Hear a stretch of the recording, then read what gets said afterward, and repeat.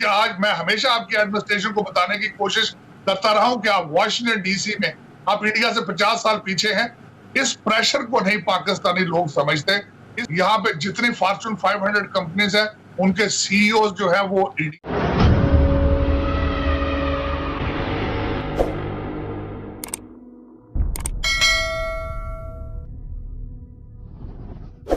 Ground पे लोग ये कहते हैं कि ऐलानात तो हुए, प्रेस कॉन्फ्रेंस हुई, लेकिन कोई ठोस पेशरफ्त नहीं हुई इस पे। देखिए उसमें ठोस पेशरफ्त का बारे में लोग वॉशिंगटन डीसी में इंडियन लॉबी को नहीं समझते। इस वक्त इजराइल की लॉबी के बाद इंडियन लॉबी नंबर 2 पर है। आपको मैं बताऊं छोटी सी बात, हमारे 5-6 इस दफा यहाँ पे 5 से 7 इंडियन डिसेंट के कांग्रेसमैन हैं। यहाँ पे जितनी फॉर्च्यून 500 कंपनीज हैं उनके सीईओ जो है वो इंडियन है। यहाँ पे 2 प्रेसिडेंशियल कैंडिडेट बॉबी जिंदल और निकी हेली वो रिपब्लिकन और वो दूसरे इंडियन है डिसेंट के। इस प्रेशर को नहीं पाकिस्तानी लोग समझते। इसके बावजूद, और दूसरा मैंने अर्ज किया आपको कि बिलियंस ऑफ डॉलर्स इंडिया ने खर्च किए हैं। अच्छा तारड़ साहब, इसमें इंडिया का सवाल बड़ा इंपॉर्टेंट आ जाता है कि वो अमेरिका का पाकिस्तान में भी परसेप्शन है कि इंडिया तेज़ी से अमेरिकन कैंप में और बड़ा फेवरेट होता जा रहा है, यानी अमेरिका की एक नई डार्लिंग जो आप कह सकते हैं वो इंडिया है। अब पाकिस्तान के लिए चीज़ बड़ी अहम है क्योंकि पाकिस्तान और इंडिया के दरमियान आपको पता ही है जिस तरह के हालात हैं, तो ये पाकिस्तान के लिए कितना बड़ा चैलेंज होगा और उसको कैसे बैलेंस करें? सबसे पहले तो बैलेंस ये करना पड़ेगा कि आपको सबसे पहले अपना फॉरेन मिनिस्टर देखना होगा। आपका फॉरेन मिनिस्टर लोकल पॉलिटिक्स में इंटरेस्टेड है, उसके फॉरेन पॉलिसी उसके टेबल पर नहीं है। वो -1 फार्मूले में भी कैंडिडेट है, वो फॉरेन पॉलिसी में इंटरेस्टेड ही नहीं है।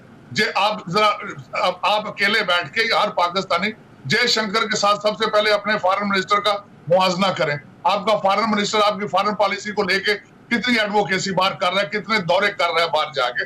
सबसे पहले तो आपको ये देखना पड़ेगा। और उसके बाद ये है कि आपको देखना पड़ेगा चाइना के साथ और टर्की के साथ ज्यादातर पिछली गवर्नमेंट्स जो थी उनके रिलेशनशिप किकबैक्स के होते थे। आपको चाहिए एक सॉलिड बेसिस पे देखें कि दुनिया किस रुख में जा रही है, दुनिया बैलेंस अपने आप को किस तरह करती है। You still on American table, आप अमेरिका के टेबल से नहीं उतरे हैं। हाँ देखिए, आज मैं हमेशा आपकी एडमिनिस्ट्रेशन को बताने की कोशिश करता रहा हूं कि आप वॉशिंगटन डीसी में आप इंडिया से 50 साल पीछे हैं, आप इसको बैलेंस करें। अच्छा ये तारड़ साहब, दिस इज वेरी इंपॉर्टेंट, इसी पे मैं कंक्लूड करना चाहूंगा कि हमें वॉशिंगटन डीसी में पाकिस्तान को क्या करने की ज़रूरत है। जैसे आपने कहा कि इजराइल के बाद इंडियन लॉबी बड़ी स्ट्रांग है, वहाँ पे उनके जो पूरी जो आपके सेनेटर्स आ रहे हैं वो भी इंडियन ओरिजिन के, इंडियन डिसेंट के आ रहे हैं, तो हमें क्या करना चाहिए पाकिस्तानी डायस्पोरा को? देखिए, तो पाकिस्तानी डायस्पोरा इंटरेस्टेड ही नहीं है पॉलिटिक्स में लोकल, ये भी एक ज्यादती है। हमारे डिप्लोमेटिक मिशन को चाहिए उसमें अपना रोल अदा करे, उनको पॉलिटिकल एजुकेशन दे उनको। हमारे डिप्लोमेटिक मिशन ना सिर्फ अमेरिका में बल्कि मेजॉरिटी कंट्रीज में हमारे फेल हैं। वो जाते हैं वहां पे सिर्फ अपने बच्चों को सेटल करने के लिए, सिफारशी लोग पिक किए जाते हैं जिस तरह PIA में पिक किए जाते थे। इन चीजों से बाज आना पड़ेगा, नेशनल इंटरेस्ट देखना पड़ेगा। Nations can not survive without nationalism. मैं बार बार ये कहता जा रहा हूँ, अब मुसलसल कहता जा रहा हूँ। मैं देखता हूं कि हमारे बिल्कुल नेशनलिज्म नहीं है लोगों में, कौमियत नहीं है, पाकिस्तान नहीं है, पाकिस्तानियत नहीं है।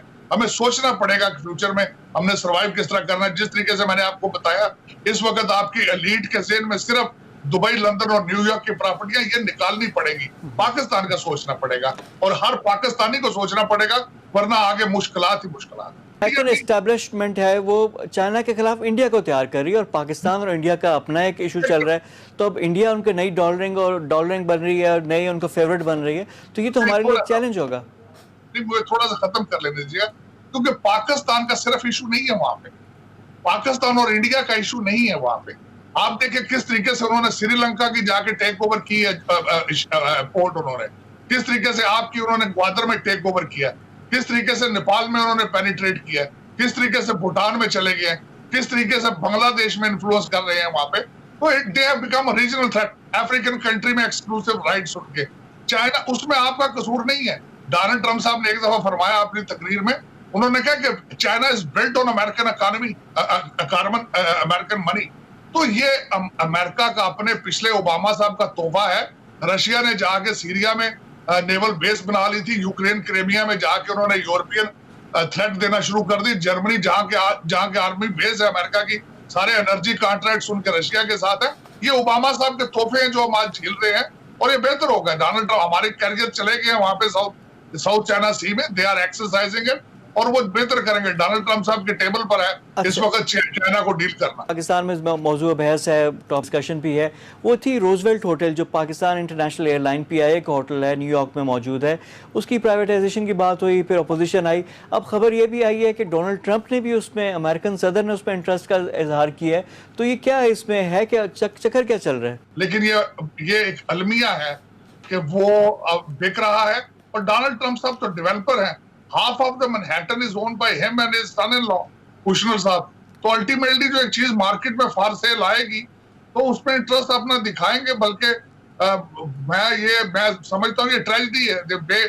उसकी मालियत PIA की मालियत से ज्यादा उस होटल की मालियत है। और मैं अफसोस के साथ ये कह रहा हूँ, मैं पिछले दिनों आप देखता रहा हूँ, 1 साल से उस पर डाके की तैयारी हो रही है। अफसोस के साथ मैंने कई अपने जानने वाले पाकिस्तानियों को जो मुहब्बे वतन लोग हैं, मैंने उनसे कंप्लेन भी की है ये क्यों हो रहा है इस तरह, लेकिन वो बेबस हैं जिस तरीके से उस पे किया जा रहा है। अब देखें उस पर डोनाल्ड ट्रंप साहब या उनके दामाद को आप तो नहीं ब्लेम कर सकते। वो आपको बाय फोर्स आपको नहीं मजबूर कर सकते कि आप होटल उनके हाथों बेचें। हाँ, लेकिन ये है कि जिस तरीके से आपकी इस वक्त एस्टेब्लिशमेंट और आपके सियासतदानों के सिरों में सिर्फ दुबई, लंदन और न्यूयॉर्क की प्रॉपर्टियां हैं, ये अलमिया है। आप कोरोना से बच जाएंगे, इससे नहीं बच पाएंगे आप।